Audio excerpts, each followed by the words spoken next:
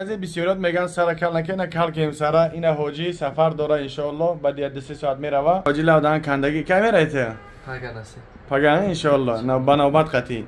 های باردارو ما اومدیم به یک کلی اومدن که ترامبتاوی میگن آدم در روز تعریف نمیکنه با وقتی ما بریم تلویزیون با ویدیو کنیم با میگن که ایش همی پرید کدا گشته مقصد کاری جان 1000 آمد نه وقتا پیش رفتن منت داری اون میگم هر یک چیزی که بهری اومدن ما همینجا راسخود کردی و خیلی ما خطابت اومدن فهمیدیم چی پرابلم داشتیم که برای کاری خیلی چی برو کردی الله تعالی صد کرات زیاد گردونه و هم خیلی وقت دست بخیر باش آمین ان شاء الله که همش خوب میشه اینا سفر داره تنج خوب نه جمع کسان هجو نگن که جو جزیره جمع کستن کدر رفته سم برادر عزیز کاملا خونه بیش پریاد دگدم زندگی نمیکنه چیچو یا امی اومد بیش پریاد کرد کارش با هم جمع رفته سفر دارن خوری قطی ماریو زی کشیده میگه تو ماریو نیست حاجی معروف یعنی همین بگم با خدمت برادرها که نمیکنه نمروش در اینجا موندگی ای نمیجا برادرها حاجی حج روان میکنه شهر مسکو سن پترزبورگ لوبوی جو میتونه که مراجعت کنین ان شاء الله این همین حاجی معروف و حاجی شهباز یعنی همینو خدمت کردن ان شاء الله میتونم که همه آدمایی که ما دیدیم هم بچه‌ای که نامش موندگی در روی اکران مقصد هم آدم ما لیچ نقطی شش نمیلیچ هم صحبت شدیم با خدا بهترین آدم‌ها او یکی نکای امران قاری امران با خدا او بهترین قاری خودش همینجا دا باشه نوابسته او یکی شما کدوم تور دارید شما کدوم چه همینجا دا هستن اما همینجا دا ایدلشون خدمت میاد لبوی و خدمت میکنن با خدا بهترین انسان‌ها یا بورگه همشون دا اکا علی جان بدن کانال چی محسنون علی جان بده اکا علی جان دا خنا قاری خودش دا بورگه اکای قاری امران دا 1000 رحمت مینداری مون بیان میکنیم اکو کورا رفتن در روز ما ندیدیم گرانیتسو دا کی نه برای او دستگیری کرد برای اومدن ما برای اومدن ماریو اساس مثلا سامشون اگزاروندن از یکاترینبورگ مسکو سنت پترزبورگ رقمشون هست باشه حجامه نگفتی حال مردم یکی یارو تو پاستا و کیسه مجبور شون کیسه گپا را بگو به خدا برای پاستا و هم نیست مقصد گپ که یا چی ده وقتی که آخه جای حجامه هر دو رفتگی بوده این هم یا چای اگر کجا ما بگو هم یا چای ده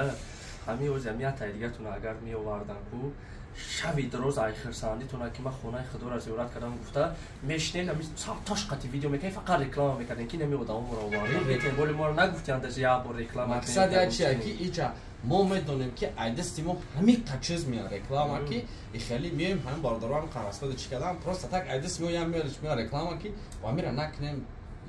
نی по-человечески گفتی گپو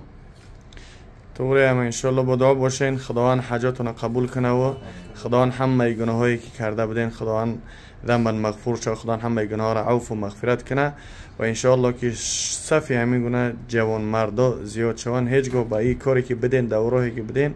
هیچ گاه بر نگردین و اون گناهی که میکردین کرده بدین همش اون عفو الله عما سلف خداوند همه او گناه را عفو و مغفرت کنه لا تقنطوا من رحمت الله از رحمت خداوند امید نشین ان شاء الله که خداوند ان الله یغفر الذنوب جميعا خداوند همه گناه ها را عفو و مغفرت میکنه با اون خاطر از رحمت خدا هیچ گونه امید نشین هر کسی که باشه هر کسی که ویدیو را نگاه داره ان شاء الله که خداوند میبخشه بسم الله اکبر هر برادرایی که ما را تماشا میکردن گوش میکردن خداوند تیسترا گامید نصیبشون گرده زیارت مکه اومدین او کسی تو که ویدیوهای همیارا شید ما را ما دو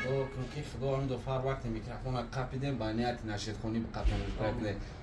الله اکبر هر کسی که ویدیوهای همینا را گرفتگین در کانال خودتون گذاشتگین به خاطر الله و دلیل چون کنین که خدا بهترین میشه یعنی اگر گفتنی باشین بگین که تو که همو گناه هر کسی گوش میکنن در نامه هم اگر به خدا قسم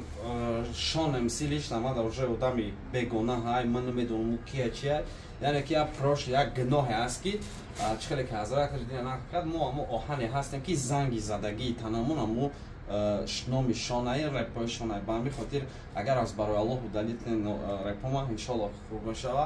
با خب دالچ همین سایرات چه که می دزدن یوتیوب پیش میبرن دالچ نشیدورا بدزدن هست او او کارای خیر امر معروف کردم که بدزدن دایش با تاتکی جالب تونو میزنم ایش ان شاء الله که پانک ساو میگیره ولی کی بدون ما ممکن که نه قرآن دنیا نزیاد میکنم پونی قاری بچه‌ام بشم میون سپر نکی قاری میشن قاری باتل نه دیبات میکنیم بعد ما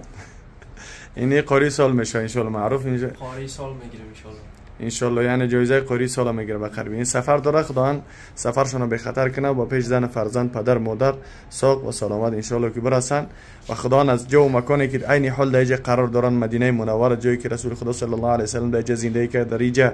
بگیم آیات های قرآن نازل شده، خداوند هیچ مسلمان و این برادران ما را از این جو و مکان از این جو و مکان محروم نکنه هیچ کس. بله فخر الحمد میدونی که پیغمبر خدا نمیجوده که جوده گشتگی قطعی صحابه‌اش قطعی بزرگایی که استوریا بله مسجد میدروی جام تصور میکنم ببینم جوده گشتگی اینم جوده مثلا صحبت کرده خوردگی مثلا آیت قرآن نازل شده. بله خب خداوند یابانتون باشه، پناه به خدا دعا گو باشین. حضرت دامینادوری سلامت.